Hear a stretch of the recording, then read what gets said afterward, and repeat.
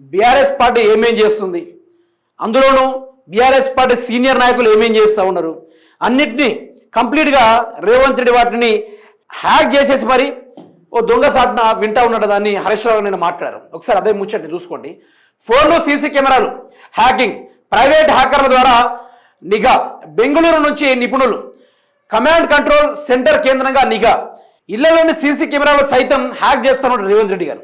నేతల కదలికలపై నిరంతర పర్యవేక్షణ, అధికారుల ప్రమేయం పైన అనుమానం, నిబంధనలకు విరుద్ధంగా సాంకేతికత వినియోగం, హ్యాకింగ్ సాఫ్ట్వేర్లపై సర్వత్ర చర్చ, వ్యక్తిగత గోప్యతకు భంగం, బాధ్యతలపై విచారణకు డిమాండ్. ప్రైవేట్ హ్యాకర్లతో ఫోన్లు హ్యాకింగ్ చేస్తున్నారు. మా కదలికలపై ప్రభుత్వం నిఘా పెట్టింది. ప్రైవేట్ హ్యాకర్లను బెంగళూరు నుంచి తెచ్చారు. ఇంటి ముందున్న సీసీ కెమెరాలను హ్యాక్ చేశారు. అధికారుల తీరును కూడా మేము గమనిస్తున్నాం. మాజీ మంత్రి హరీష్ రావు గారు కూడా చెప్పడం కూడా జరిగింది. అందుకనే రేవంత్ రెడ్డి గొలకలేకపోతున్నాడు బీఆర్ఎస్ కొట్టే దెబ్బలకు.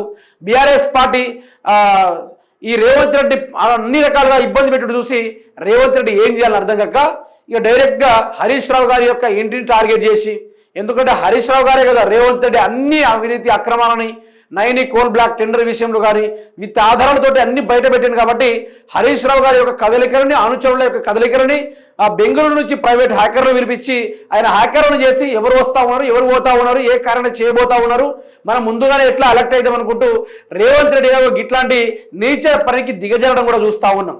ఇట్లా ఉంది రేవంత్ రెడ్డి పరిపాలన.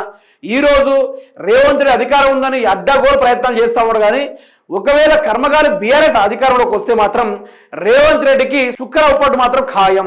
అందులోనూ ఎవరెవరు జైల్లో పోతారో మొదలుగా కేటీఆర్ గారు లీస్ట్ రాసుకొని పెట్టుకుని ఉన్నారు. వాళ్ళు మాత్రం ఎట్టి పరిస్థితుల్లో విడిచిపెట్టే ప్రసక్తి లేదనుకుంటూ కేటీఆర్ గారు పలుసార్లు వార్నింగ్ ఇవ్వడం కూడా జరిగింది.